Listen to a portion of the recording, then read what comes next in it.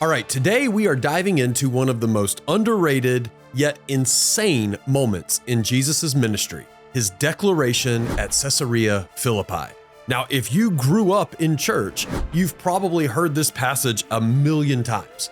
So Jesus says to Peter, "And I also say to you that you are Peter, and upon this rock I will build my church, and the gates of Hades will not overpower it." Sounds straightforward, right? Jesus is saying that his church will be unstoppable. Great message. But why did Jesus say this in Caesarea Philippi? Like, why not Jerusalem or Capernaum, his base of ministry? Because this wasn't just any location. Caesarea Philippi was known as one of the darkest, most demonic places in the entire ancient world. And when Jesus stood there declaring war on the forces of hell, he wasn't just making a statement.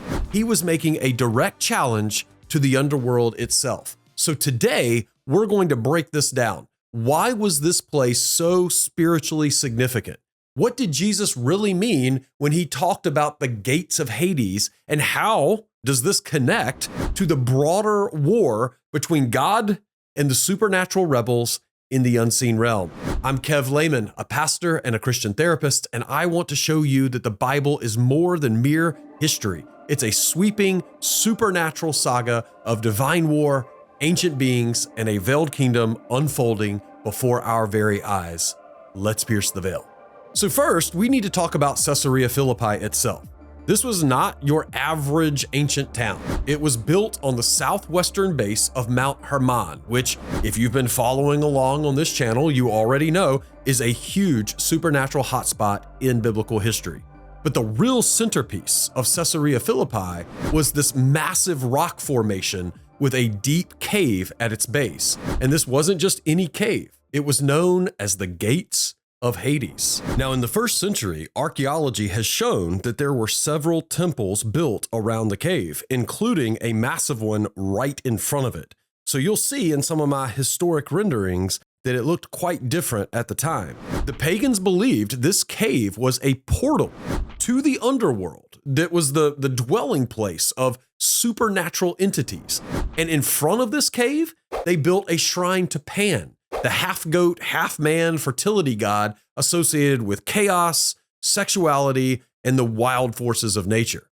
This entire area was a demonic headquarters. People would perform human sacrifices, they would engage in ritual orgies, and then they would worship gods that they believed had the power to influence the spiritual realm. So all of this was happening right around this cave opening. And yet this is the exact place that Jesus chooses to bring his disciples for one of his most important declarations in history. Coincidence? Not a chance. Now, let's get to the moment itself. Jesus and his disciples arrive at Caesarea Philippi, and he asks them the big question: who do people say that the Son of Man is? And the disciples give him a few answers: John the Baptist, Elijah, Jeremiah, one of the prophets.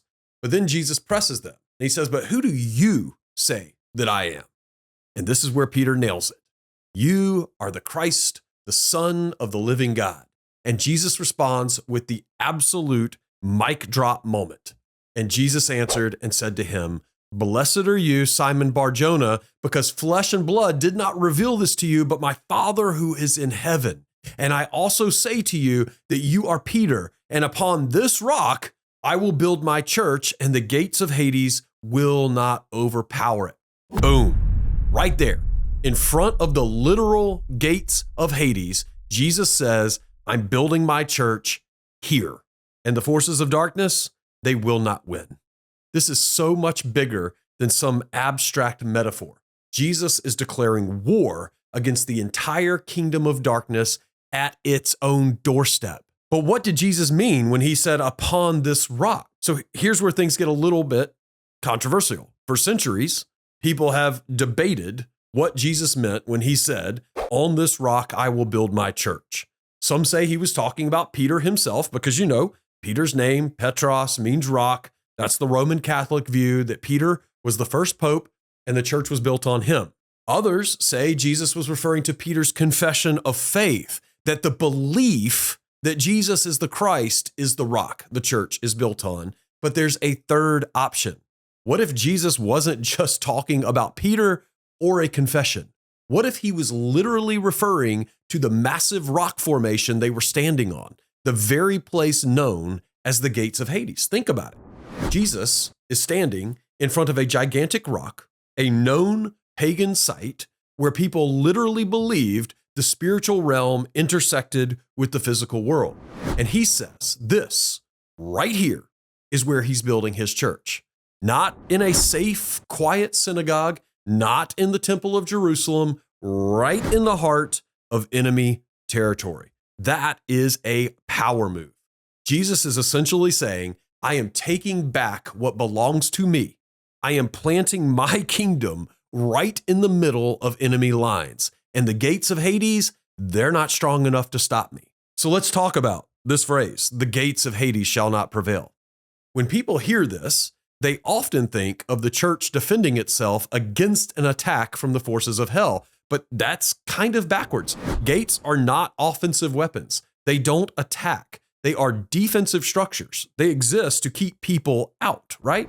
So when Jesus says that the gates of Hades will not prevail, he's not saying that the church will barely survive an onslaught from hell. He's saying that the church is the one on the offensive. We are storming their territory and their defenses will not hold. This is about kingdom expansion. Jesus is telling his disciples, we are taking back what the enemy stole. If you've read Reversing Harmon by Michael Heiser, you know that this isn't just about one moment. This connects to a much bigger war, one that started all the way back in Genesis 6 with the rebellion of the Watchers. Mount Hermon, the same region where Caesarea Philippi was located, is the exact place where, according to 1st Enoch, the fallen angels first descended and corrupted humanity. And now Jesus stands in that same region and he declares, the true Son of God is here. The true kingdom is being established and the forces of evil are being overthrown. This isn't just a casual teaching moment. This is a cosmic warfare. And the best part is Jesus wins. So what does this mean for us? It means that Christianity was never meant to be passive. Jesus didn't build his church to hide in safety. He planted it in enemy territory and said, go take the fight to them. The world belongs to God and his kingdom is advancing. And no matter how bad things look, no matter how dark the world seems, the gates of Hades will not prevail. The question is, are you on the offense? Because Jesus already declared victory. Now it's just about who's willing to fight for it.